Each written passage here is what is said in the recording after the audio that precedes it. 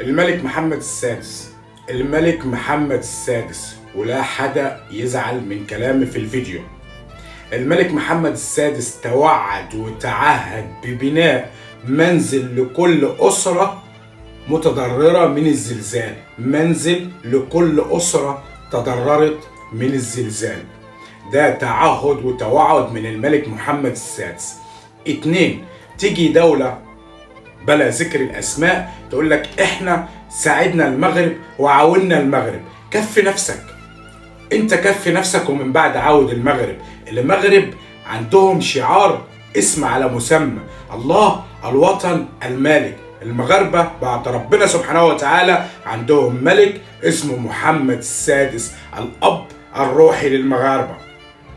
المغاربة كافيين وموفيين براسهم، مش محتاجين معونة من حد، مش محتاجين صدقة من حد. المغرب كبير بولاده، بشبابه، ببناته، برجاله، بعواجيزه، بشيوخه، بأطفاله. المغرب كبير ومش محتاج حاجة من حد، وانت المعونة بتاعتك كفي نفسك. الحزن لو انت زعلان على المغرب، مفيش صورة بروفايل في السوشيال ميديا حداد على اخواتكم المغاربة لو انتوا بتخافوا عليهم. شغل المعيور وشغل الشماتة بلا منه. المغرب كبير بولاده وكبير برجاله وكبير بنسائه وكبير بملكهم محمد السادس، ملك المملكة المغربية، اللي تعهد وتوعد ببناء منزل لكل مغربي أو مغربية تضرر في الزلزال.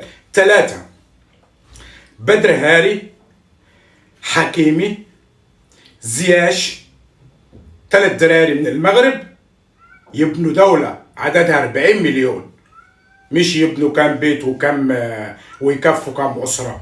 اسمعها مزيان: بدر هاري، حكيمي، وزياش يبنوا دولة عددها 40 مليون، مش يساعدوا أسرة و22 أسرة. سلاما على المغرب، أمانا على المغرب الحبيب. هذه أمنيتنا كمصريين، وأنا واحد بالخصوص مصري بتمنى كل السلامة، وربنا يحفظ المغرب شعبا وملكا.